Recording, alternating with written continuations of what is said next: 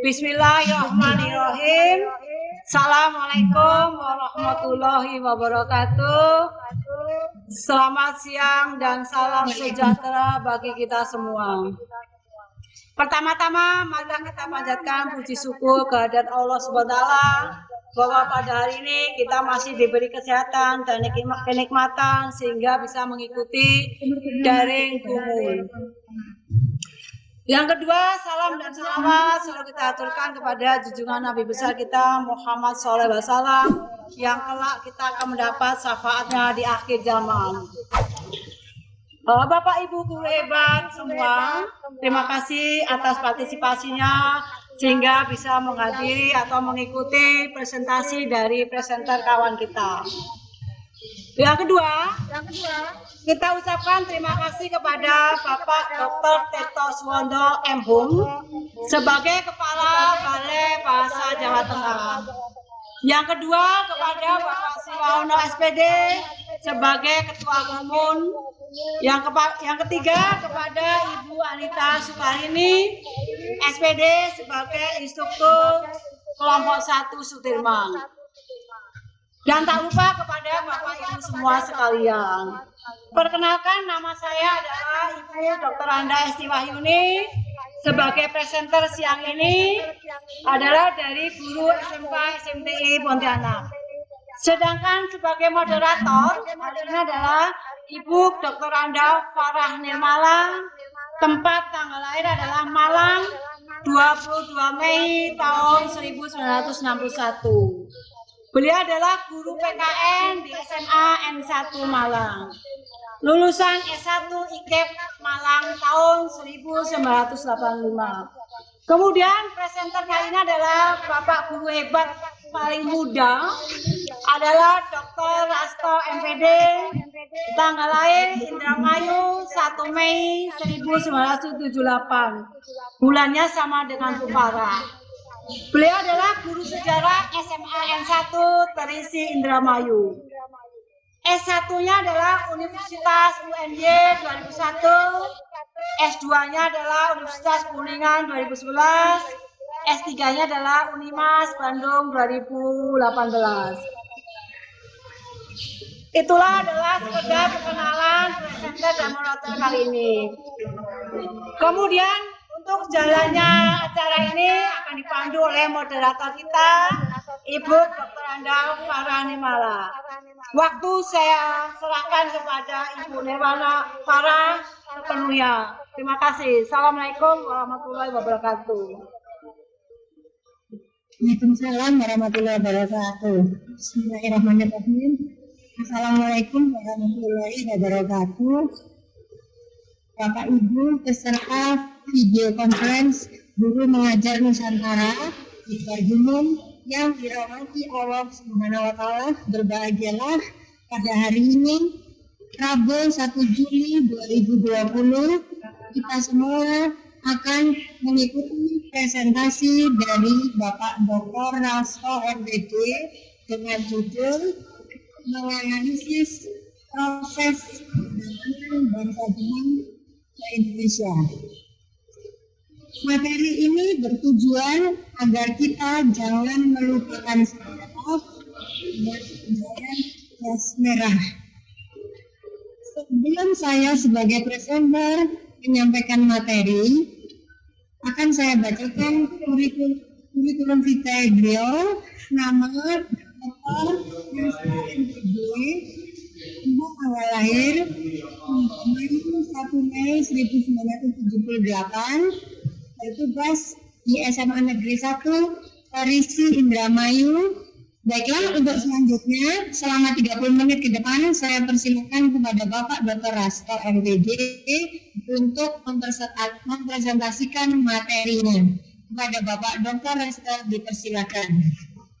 Nah, terima kasih kepada Ibu Farah dan Bu Esti selaku moderator dan host. Bapak Ibu guru hebat, alhamdulillah pada siang hari ini saya selaku presenter akan memaparkan menganalisis proses kedatangan bangsa Jepang ke Indonesia. Kita mulai dari kompetensi intinya. Jadi kompetensi inti kita yaitu memahami, menerapkan, dan menganalisis pengetahuan faktual, konseptual, prosedural, dan metakognitif berdasarkan rasa ingin tahunya tentang ilmu pengetahuan, teknologi, seni, budaya, dan humaniora dengan wawasan kemanusiaan, kebangsaan, kenegaraan, peradaban, terkait penyebab fenomena dan kejadian serta menerapkan pengetahuan prosedural pada bidang kajian yang spesifik sesuai dengan bakat dan minat untuk memecahkan masalah. Kemudian KD-nya yaitu menganalisis sifat pendudukan Jepang dan respon bangsa Indonesia. Sedangkan indikatornya adalah menganalisis proses kedatangan bangsa Jepang ke Indonesia. Bapak guru hebat, materi ini terdapat di kelas 11 semester 3. Kita lanjut. Perhatikan gambar berikut. Bapak Ibu guru hebat, ada 5 gambar yang saya tampilkan. Kita mulai dari yang paling pojok kiri di layar Bapak Ibu. Di situ ada gambar pesawat terbang. Pesawat terbang ini adalah pesawat terbang Jepang yang sedang melakukan persiapan untuk melakukan penyerangan terhadap pangkalan Angkatan Laut Amerika Pearl Harbor. Kemudian yang gambar yang di tengahnya ini adalah sekumpulan pilot yang mereka siap mati dengan semangat Bushido-nya untuk menjalankan tugas suci menghancurkan pangkalan Angkatan Laut Amerika Pearl Harbor. Sedangkan gambar yang ketiga itu ada tentara Amerika sedang memperhatikan bagaimana pengeboman terhadap pangkalan Angkatan Laut Amerika. Sedangkan gambar yang di bawah, 2 gambar yang di bawah yaitu yang berwarna itu adalah cuplikan dari film Pearl Harbor ya, sehingga berwarna gambarnya bagaimana kekejaman Jepang menghancurkan pangkalan Angkatan Laut Amerika pada waktu itu dilaksanakan pada hari Minggu. Jadi tentara Amerika khususnya para marinir sedang bersantai, berlibur, nah ini diserang secara mendadak. Itu Bapak Ibu guru hebat yang perlu saya jelaskan tentang gambar tersebut. Selanjutnya peta konsep. Materi yang akan saya sampaikan tentang kedatangan Jepang ke Indonesia diawali dari penyerangan Pearl Harbor oleh tentara Jepang. Kemudian bagaimana proses masuknya Jepang ke Indonesia, dan yang terakhir adalah bagaimana juga respon atau sambutan rakyat Indonesia terhadap kedatangan Jepang. Kita mulai dari materi yang pertama yaitu penyerangan Pearl Harbor oleh Jepang. Bapak Ibu guru hebat, penyerangan Jepang terhadap Pearl Harbor ini bukan peristiwa yang berdiri sendiri, tetapi merupakan serangkaian peristiwa yang kemudian endingnya adalah penyerangan Jepang terhadap Pearl Harbor. Hal ini ada 3 alasan utama mengapa kemudian Jepang melakukan penyerangan terhadap Pearl Harbor. Yang pertama adalah adanya peningkatan kebutuhan sumber daya alam yang dibutuhkan Jepang untuk peperangan dalam rangka memenangkan perang Asia Pasifik. Kemudian juga adanya pembatasan ekonomi atau embargo oleh Amerika. Yang ini kemudian membuat negara Jepang memutar otak bagaimana negaranya dan juga kondisi industrinya di negara Jepang bisa terus berjalan. Sedangkan kebutuhan bahan baku industri pada waktu itu masih tergantung dari Amerika. Sedangkan Amerika mengembargo atau menghentikan kebutuhan pasokan kebutuhan industri tersebut. Yang ketiga adalah perluasan kekuasaan di Pasifik. Bapak Ibu guru hebat bahwa pangkalan Angkatan Laut Amerika ini adalah pangkalan Angkatan Laut yang waktu itu terkuat di dunia. Dan mulai tahun 1939 Amerika memusatkan kekuatannya, jadi seluruh kekuatan angkatan laut diletakkan atau ditempatkan di Kepulauan Hawaii di sebuah pangkalan angkatan laut yang bernama Pearl Harbor. Nah, dengan tujuan-tujuan tadi itulah maka tidak ada pilihan Jepang kalau ingin menguasai kawasan Asia Pasifik. Dalam hal ini Jepang sebagai salah satu penyebab terjadinya Perang Dunia Kedua ketika Jepang bergabung dengan 3 negara yang disebut dengan blok poros, yaitu Jerman dengan pemimpinnya Adolf Hitler, kemudian Italia dengan Benito Mussolini, dan Jepang sendiri dengan Kaisar Hirohito. Nah, Bapak Ibu guru hebat, maka penyerangan Jepang terhadap Pearl Harbor adalah suatu keharusan yang harus dilakukan Jepang kalau ingin memenangkan perang, mewujudkan perang di kawasan Asia Pasifik. Selanjutnya, Bapak Ibu, setelah Jepang berhasil menguasai pangkalan angkatan laut Amerika di Pearl Harbor, nah ini adalah gambaran umum. Mungkin petanya terlalu kecil ya, tapi secara umum dari peta ini begini Bapak Ibu, bahwa awal Jepang ketika memulai Perang Dunia Kedua setelah diawali dari penyerangan Jerman terhadap Polandia pada 1 September 1939, maka sejak saat itulah terjadi Perang Dunia Kedua. Nah, kemudian Jepang dia diberi kekuasaan untuk menguasai kawasan Asia Pasifik, atau kemudian Jepang ingin membentuk kesemakmuran Asia Timur Raya. Penyerangan pertama itu diawali dengan melakukan serangan kepada di daerah Cina, yaitu di daerah Manchuria. Baru setelah itu melebar ke kawasan Asia Tenggara, dan puncaknya kemudian Jepang mulai masuk ke wilayah Indonesia, dimulai dari kawasan timur Indonesia, baru masuk ke pusat sentral kekuasaan Hindia Belanda pada waktu itu, yaitu Pulau Jawa. Berikutnya pendaratan Jepang di Pulau Jawa. Bapak Ibu guru hebat, bahwa pendaratan Jepang ke Pulau Jawa ini adalah tahap akhir serangan Jepang untuk menguasai wilayah Indonesia. Nah, sebelum terjadi pendaratan di Pulau Jawa, Jepang harus menghadapi dulu pertempuran hebat dengan tentara sekutu, yaitu gabungan dari Amerika, Inggris, Australia, dan Belanda.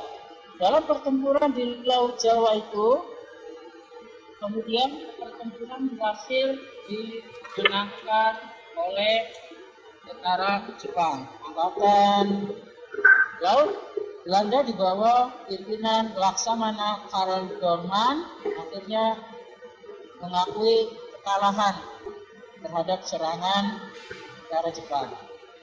Pada tanggal 1 Maret 1942, kemudian tentara Jepang mendarat di 3 tempat di Pulau Jawa. Yang pertama adalah di Teluk Banten yang dipimpin langsung oleh Jenderal Hitoshi Imamura.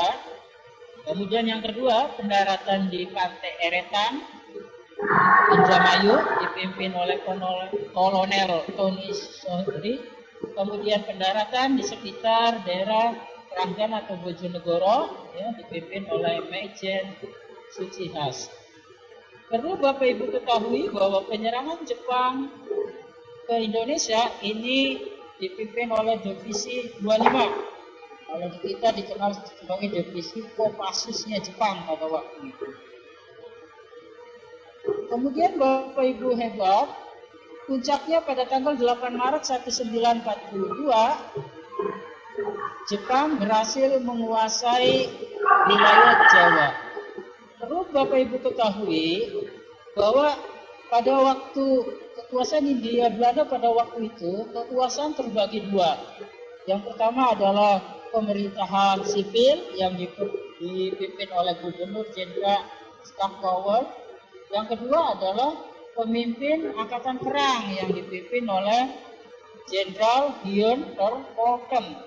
Maka ketika setelah terjadi pertempuran 5 hari di kawasan Ciater Subang, maka kemudian Belanda menyatakan menyerah kalah. Nah, setelah itu terjadilah suatu kesepakatan atau perundingan pada tanggal 8 Maret 1942. Gubernur Jenderal Suharto tidak mau menandatangani perjanjian itu karena dia menganggap bahwa yang harus bertanggung jawab kekalahan perang tadi adalah Panglima Militer. Dalam hal ini Gubernur Jenderal Hinterkorte. Maka pada tanggal 8 Maret 1942 terjadi perundingan atau istilahnya yang tepat adalah kapitulasi, tempatnya di Pangkalan Udara Kalijati, Subang. Nah, arti dari kapitulasi sendiri artinya menyerah tanpa syarat, sehingga dalam hal ini Belanda tidak mendapatkan keuntungan apa-apa. Yang diuntungkan adalah Jepang karena di pihak yang benar. Nah, di bawah adalah ada dua gambar. Yang pertama adalah gambar proses terjadinya kapitulasi, sedangkan gambar yang kedua adalah itu buku yang saya buat dengan judul Kapitulasi Kalijati. Selanjutnya Bapak Ibu hebat, bagaimana sambutan rakyat Indonesia terhadap kedatangan Jepang di Indonesia? Pada awal kedatangan bangsa Jepang di Indonesia, rakyat menyambut dengan gembira. Bahkan seolah-olah tentara Jepang ini bagaikan pahlawan yang akan membebaskan Indonesia dari belenggu penjajahan Hindia Belanda. Di mana-mana kemudian orang menyambut dengan ucapan banzai, banzai atau selamat datang, selamat datang. Kemudian juga untuk menarik simpati rakyat Indonesia, Radio Tokyo kemudian memperdengarkan lagu Indonesia Raya, di samping juga lagu Kimigayo atau lagu kebangsaan negara Jepang. Kemudian di perkantoran dan tempat-tempat umum juga dikibarkan bendera merah putih yang berdampingan dengan bendera Jepang Hinomaru. Perlu Bapak Ibu pahami bahwa masyarakat Jawa pada umumnya pada waktu itu, bahkan sampai sekarang ada sebagian juga ada yang meyakini bahwa kedatangan Jepang ke Indonesia itu sudah lama diramalkan oleh Jayabaya sekitar abad ke-12, bahwa beliau mengatakan bahwa nanti bangsa Indonesia ini akan menjadi bangsa yang merdeka, bangsa yang bebas, bangsa yang makmur. Tapi sebelumnya harus dikuasai dulu atau dijajah oleh orang Kate atau disebut juga orang Cebol. Berapa lama mereka menjajah? Seumur jagung. Perlu Bapak Ibu pahami bahwa bagi saya sendiri sebagai guru sejarah, hal itu kebenarannya diragukan. Artinya bahwa ramalan Jayabaya tadi tidak bisa dijadikan sebagai fakta atau sumber sejarah. Tapi itu adalah kenyataan yang berkembang di masyarakat. Terus berikutnya adalah propaganda Jepang. Bapak Ibu yang perlu kita pahami bersama, sebelum Jepang masuk ke Indonesia, mereka sudah melakukan penelitian terlebih dahulu. Bahkan dari beberapa buku yang saya baca, sebelum Jepang masuk ke Indonesia, mereka sudah menyebarkan klik sandi atau intel kalau sekarang ke beberapa wilayah untuk mengetahui bagaimana kondisi Indonesia. Di antara mereka bahkan ada yang jadi orang gila, kemudian ada yang menjadi pedagang keliling, ada yang menjadi penjual dan sebagainya. Tapi tujuan mereka sama, yaitu bagaimana untuk mengetahui kondisi real Indonesia dan untuk memperlancar pendaratan tentara Jepang ke Pulau Jawa. Nah, kemudian juga yang perlu dipahami bahwa untuk menarik simpati rakyat Indonesia, tentara Jepang kemudian melakukan berbagai propaganda, rayuan atau ajakan atau istilahnya menarik ya, supaya menarik, yaitu salah satunya adalah mereka menganggap sebagai saudara tua yang akan membebaskan saudara muda dari belenggu penjajahan Belanda Nah, salah satu propaganda Jepang yang terkenal adalah gerakan 3A. Gerakan budaya ini dibuat pada tanggal 29 Maret 1942. Tapi nanti dalam perkembangannya bahwa gerakan budaya ini juga dihapuskan karena tidak menguntungkan bagi Jepang. Bapak Ibu guru hebat, jadi kesimpulannya dari materi yang saya sampaikan bahwa awal kedatangan Jepang ke Indonesia itu diawali dari penyerangan Pearl Harbor, pangkalan Angkatan Laut Amerika di Kepulauan Hawaii oleh Jepang pada tanggal 7 Desember 1941, dan kemudian pada tanggal 8 Desember 1941 Presiden Roosevelt menyatakan perang terhadap Jepang. Kemudian penyerangan Jepang diawali dari kawasan Indonesia Timur, daerah Maluku, Tarakan, Ambon, Sumatera, terjadi perang di Laut Cina tanggal 27 Februari. Saya menyuruh orang. Puncaknya Nanti semua saya kerjakan kan mendarat kasihan orang. Jawa pada tanggal 1 Tidak masih juga kan anak kawannya kasihan kan. Dia kan kena PHK. Kantornya tutup apa? Covid. Hah?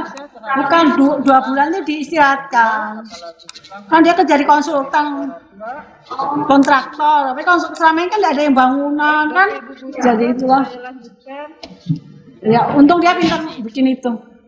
Ada 5 soal yang sudah Kan kasihan nggak dapat 2 bulan nggak dapat gaji. Nah, soal yang pertama, Lama-lama dia nggak lanjut di konsultan di Surakarta. ini mengarah ke soal HOT atau High Alternative Skill, walaupun mungkin ada beberapa bagian yang harus. Satu, Angkatan Udara Jepang, ya, kemudian Amerika juga melakukan penyerangan di kawasan Pasifik, tapi kemudian Jepang seolah-olah menunjukkan Rusia. Nah, pertanyaannya adalah nama pangkalan angkatan laut yang diserang oleh Jepang adalah, jawaban yang benar adalah C, Bapak Ibu, yaitu Pearl Harbor. Maka kalau saya tekan C akan keluar ada checklist dan nilai 20 di samping kanan layar, Bapak Ibu.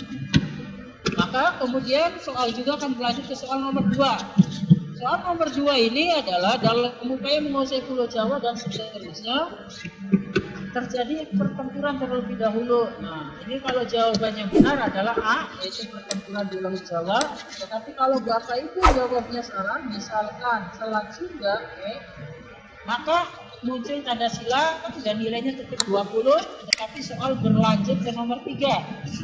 Yang nomor 3, pada tanggal 8 Maret 1942 dan seterusnya terjadi perundingan, ya, di Kalijati Subang. Nah, istilah perundingan itu yang benar dari peristiwa tadi, yang benar adalah kapitulasi Kalijati.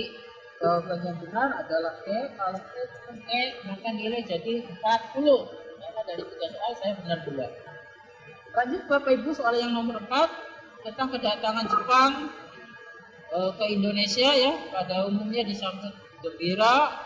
Kemudian salah satu propagandanya bagaimana Jepang menarik simpati rakyat Indonesia, ya, selain mengibarkan bendera merah putih samping bendera Jepang, juga Jepang melakukan yaitu mengumandangkan lagu kebangsaan Indonesia Raya. Tapi kalau siswa jawabnya A, bagi negeri, maka muncul tanda silang dan nilainya tetap 20.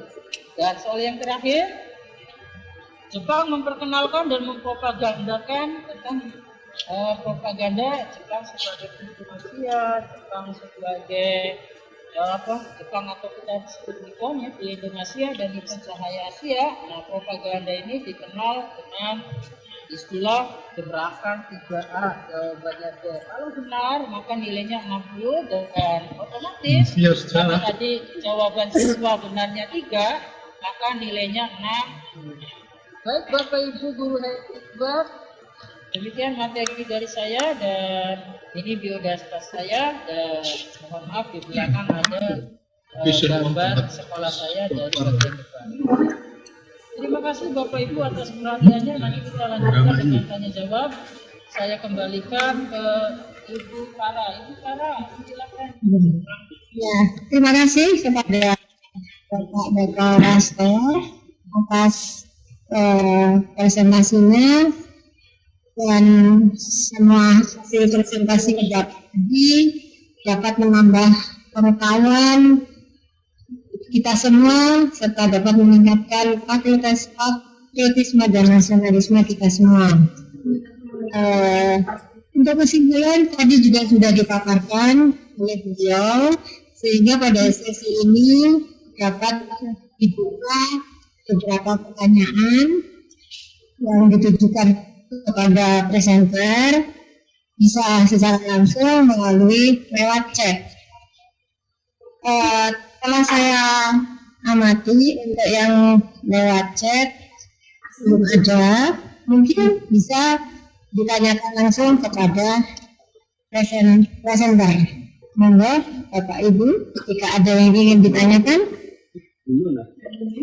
monggo. Mungkin ada yang ingin menanyakan tentang materi yang diberikan oleh Bapak Dr. Rasto tadi. Terima kasih kepada Bapak Hendro Martono atas pertanyaannya. Pak Dr. Rasto, itu pertanyaannya berbunyi, bagaimana tanggapan penyaji insiden malam mungkin itu pertanyaan pertama. Langsung saja dijawab. Silakan. Sebentar Bu, apa tadi tanggapan tentang apa peristiwa apa? Bagaimana tanggapan penyaji dengan insiden Malari 1974? Itu pertanyaan dari Bapak Hendro Martono. Itu ya, Pak Rasto. Sama gitu, mau kita sama gitu. Ada yang cocok, ada yang tidak cocok. Walaupun sebenarnya nilai Tapi harus naik juga. saya angkat. Pada dasarnya setiap peristiwa yang terjadi ya. Mbak Tri, mau pesen jamu enggak? Kalau peristiwa itu kan sebenarnya materi yang saya bahas peristiwa lari itu adalah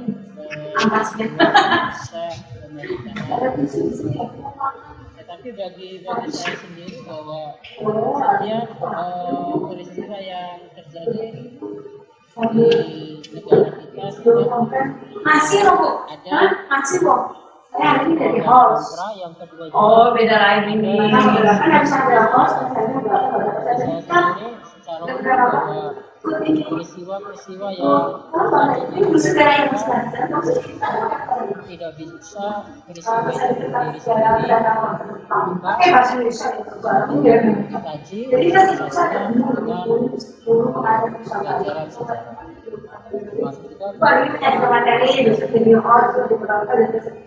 Maksudnya saya bahwa bahasa Indonesia ada.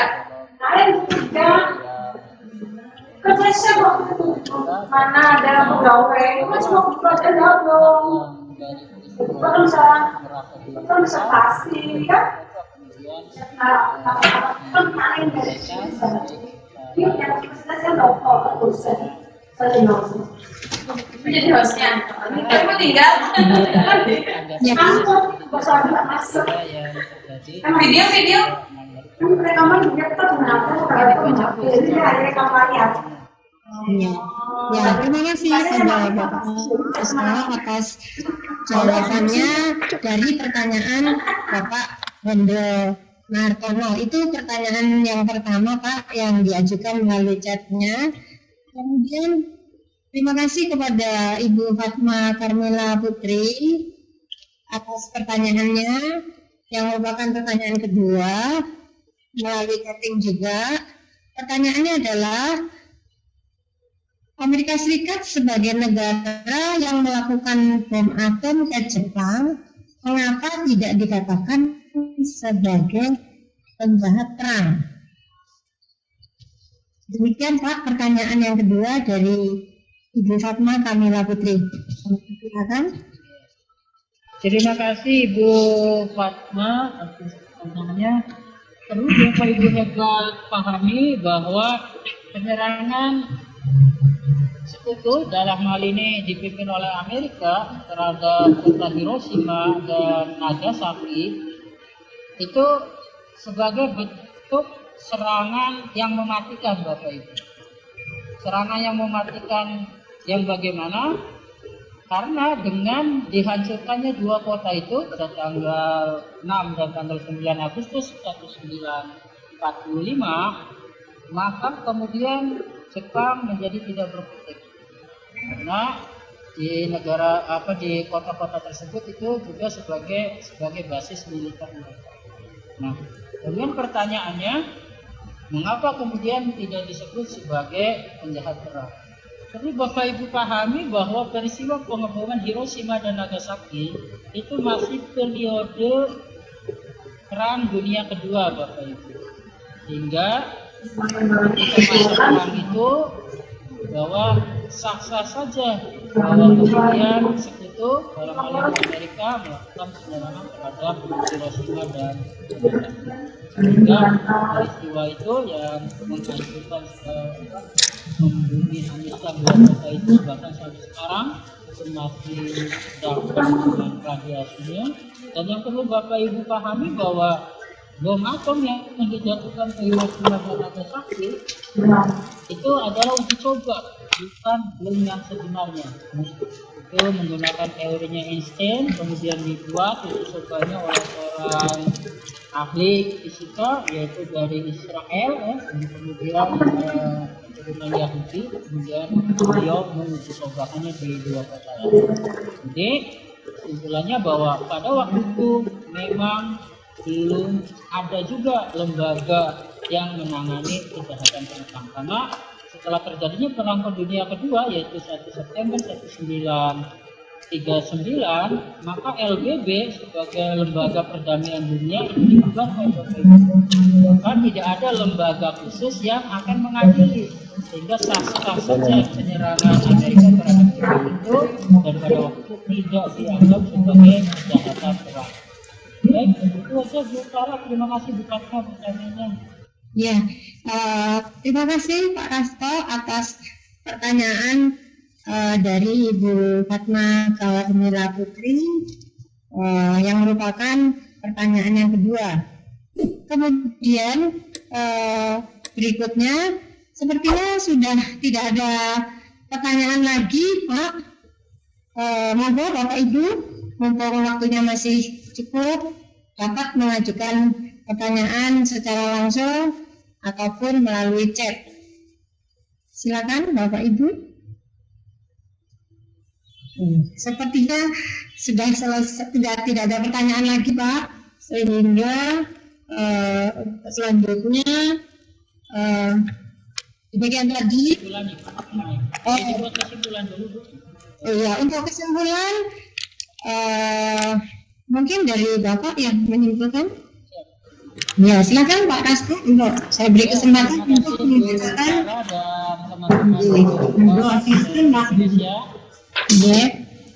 Ada hikmah yang bisa kita ambil dari kedatangan atau masuknya Jepang di Indonesia ini.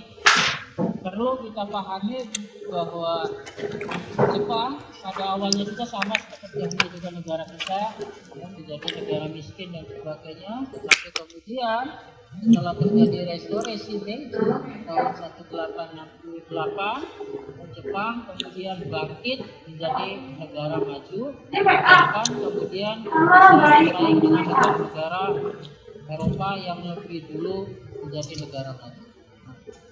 Ada yang perlu ditekankan ya, seperti halnya juga di buku saya yang kita lihat itu, ada karakter yang perlu dibangun oleh bangsa kita kalau kita ingin mengikuti membangun negara hebat seperti Jepang. Yaitu apa?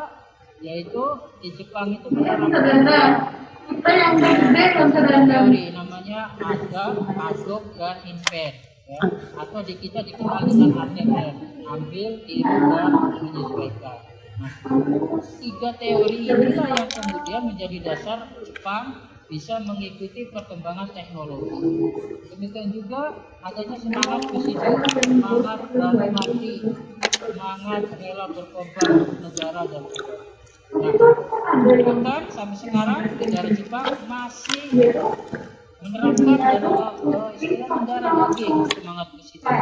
Contoh, ketika seorang perdana menteri gagal dalam menjalankan tugas seperti ekonominya menjadi turun, dengan turun dari jabatan itu sebagai bentuk dari semangat positif. Dan yang terakhir, bahwa sejarah yang kita bahas hari ini adalah bagian dari sejarah yang terjadi di kita. Kemudian kita ambil hikmahnya bahwa setiap peristiwa yang terjadi itu tidak bisa berdiri sendiri. Dalam sejarah mengatakan bahwa kita ada sekarang karena ada masa lalu, adanya sekarang juga sebagai landasan untuk mencapai kesuksesan di masa depan. Terima kasih atas perhatiannya. Mohon maaf jika ada kekurangan. Saya akhiri. Wassalamualaikum warahmatullahi wabarakatuh. Saya kembalikan ke Bu Farah selaku moderator. Terima kasih kepada Bapak Dr. Wasto, MPD dari SMA Negeri 1 Terisi Indramayu. Baiklah, karena semuanya telah tersampaikan sampai pada kesimpulan, untuk acara selanjutnya saya serahkan kepada host, yaitu Ibu Dr. Randa Esti Wahyuni MPD dari SMK TI Pontianak. Kami persilakan Ibu Esti. Terima kasih. Terima kasih Ibu Dr. Randa Faraniwana. Waktu telah selesai. Jadi Bapak Ibu semua guru hebat se-Nusantara, itulah tadi paparan dari rekan kita menganalisis proses kedatangan bangsa Jepang ke Indonesia. Jadi terima kasih sekali lagi kami ucapkan atas perhatian dan atensi Bapak Ibu semua guru hebat. Mohon maaf jika sekiranya saya sebagai host, Bu Farah sebagai moderator, dan Pak Rasto sebagai presenter ada tutur kata yang salah dari kami karena tak ada gading yang tak letak. Nah, sekali lagi saya mengucapkan terima kasih atas perhatian Bapak Ibu semua. Jadi kita akhiri presentasi siang ini dengan mengucapkan hamdalah bersama-sama. Alhamdulillahirabbil alamin. Selamat Pak Rasto. Assalamualaikum warahmatullahi wabarakatuh.